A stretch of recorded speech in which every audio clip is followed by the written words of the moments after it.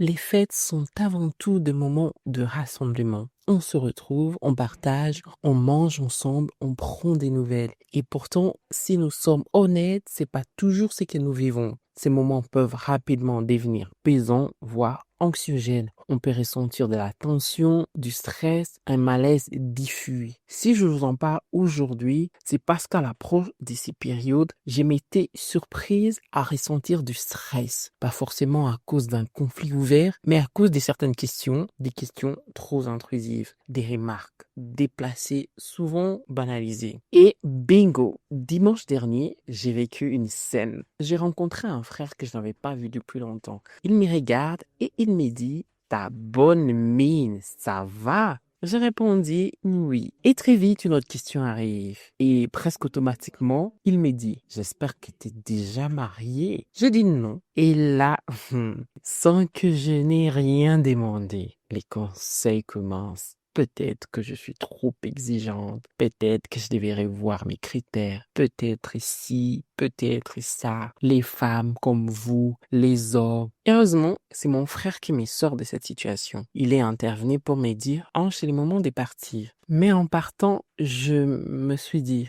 ok, c'est qui les prochains? Pour moi, c'est une question sur les mariages. Pour d'autres, ça peut être une question sur les travails, sur les enfants. Et les enfants, ils arrivent quand? Et sur ce qu'on en est devenu. Comme si tout devait être justifié. Et ces questions sont souvent posées entre guillemets au nom de l'intérêt, de la proximité, parfois même de l'amour. Mais elles peuvent réveiller des blessures, des attentes sociales ou des réalités qu'on n'a pas envie ou pas la force d'exposer. Ce que j'aimerais nuancer ici, c'est cette idée de proximité, car la proximité ne se décrète pas. Très souvent, ces questions viennent des personnes avec qui les liens ont changé, des personnes que l'on ne voit plus vraiment ou avec qui il n'y a jamais eu de véritable intimité émotionnelle. Et pourtant, le simple fait d'être là, d'être de la famille, semble suffire pour se sentir autorisé à poser des questions très personnelles. Comme si les cadres des fêtes créaient automatiquement un droit d'accès à l'intimité. Ce qui met mal à l'aise, c'est ce sentiment qu'il faudrait se situer. C'est comme si tu n'es pas à l'endroit où que tu devrais normalement être. Il faut expliquer, rassurer, prouver quelque chose. Et quand on traverse une période fragile ou simplement une phase de transition, cela peut être particulièrement difficile. Alors, comment on traverse ces moments sans s'épuiser?